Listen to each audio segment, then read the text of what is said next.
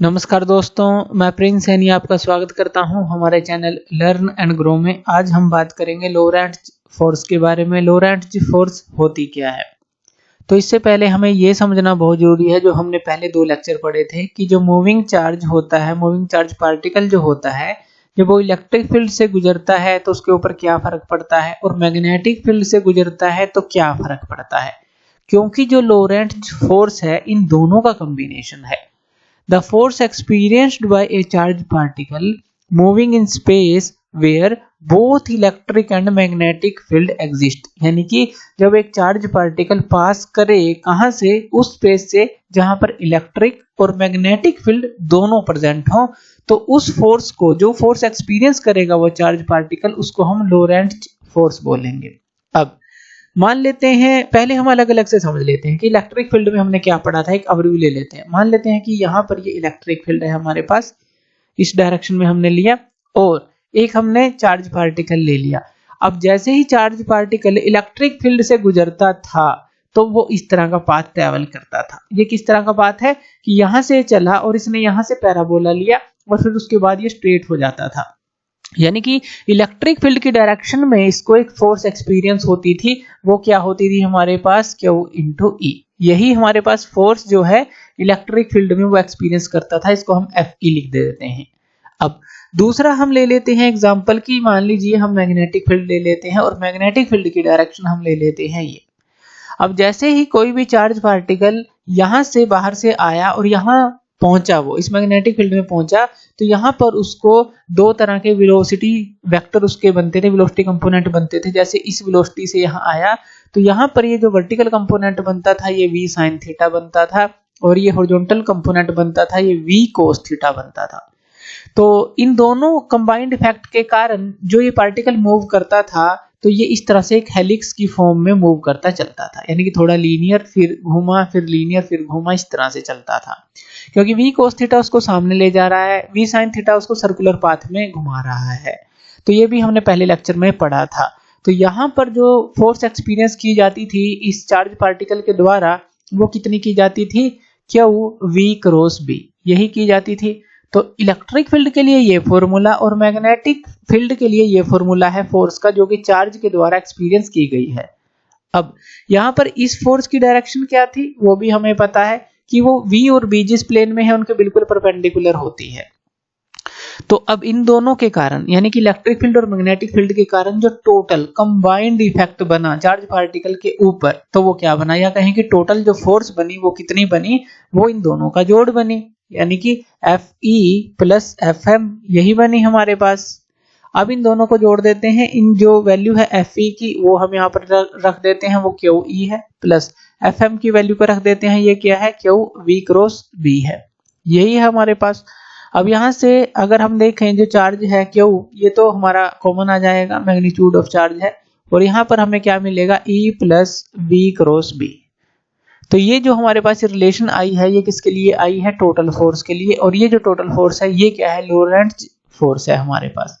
अब यहाँ पर हमारे पास 2 केस बनते हैं। अब ये रिलेशन आपको याद रखनी है। अब E, V और B ये तीनों हमारे पास हैं, यानी कि वेलोसिटी, इलेक्ट्रिक फील्ड और मैग्नेटिक फील्ड। तो यहाँ पर हमारे पास 2 केस बनते हैं, वो हम ले लेते हैं।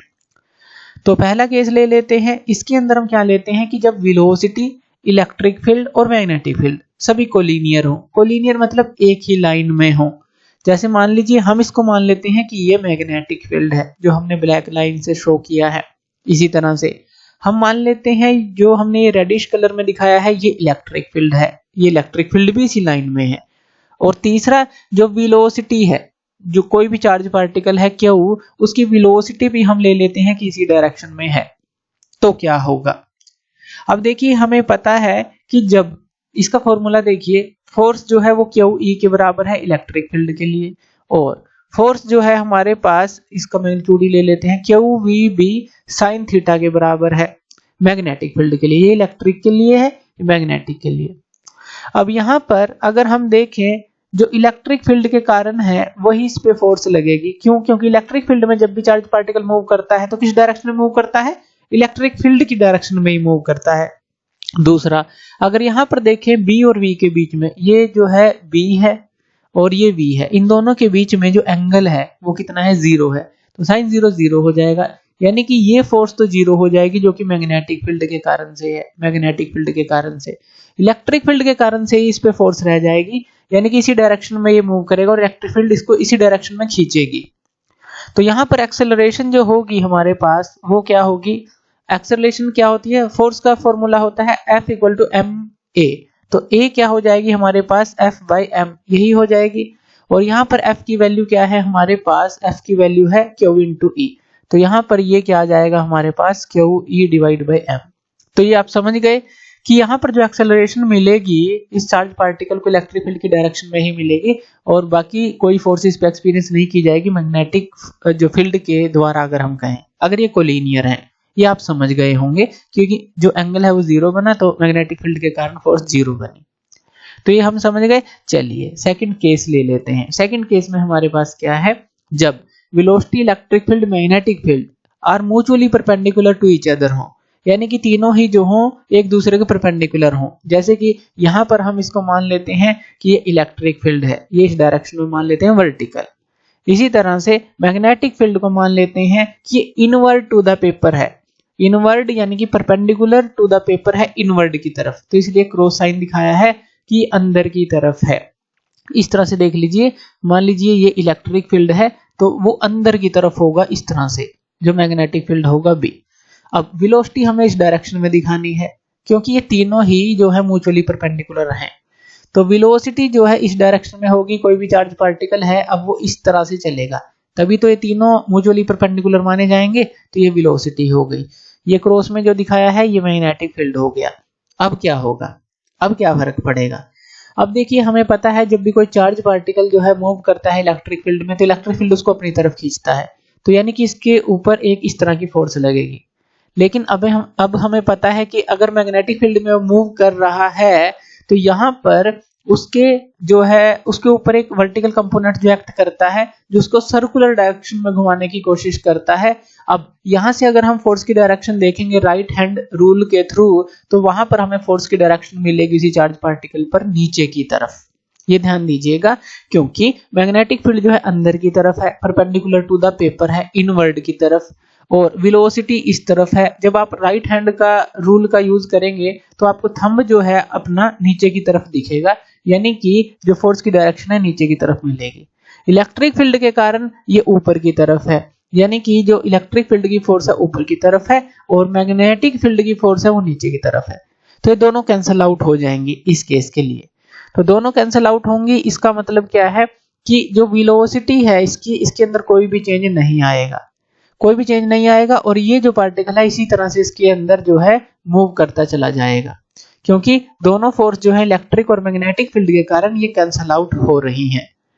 तो इस तरह से आप कह सकते हैं कि जो Fe है और प्लस Fm है, ये आप कह सकते हैं ये इक्वल टू 0 होगा।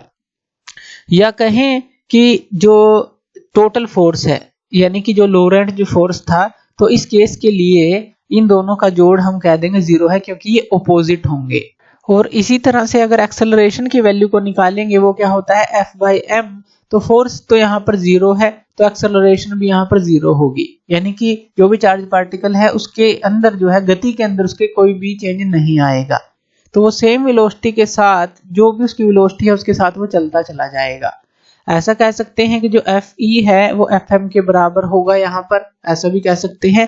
Fe यानी कि जो QE है और Fm यानी कि QVB है। QVB क्यों लिया, क्योंकि साइन यहाँ पर 90 डिग्री होगा, क्योंकि परपेंडिकुलर है वेलोसिटी और जो मैग्नेटिक फील्ड है। तो वो जो चीज है हमारे पास 90 डिग्री बनती है, जो 90 डिग्री कंपोनेंट के कारण ही तो इस पे ये जो है फोर्स लग रही है। तो QE जो है QVB के बराबर होगा, ऐसा कह लीजिए। और यहाँ से अगर आप V की वैल्यू को निकालते हैं तो वो भी निकाल सकते हैं, Q से Q कैंसिल आउट हो जाएगा, तो ये आ जाएगा E बाय B।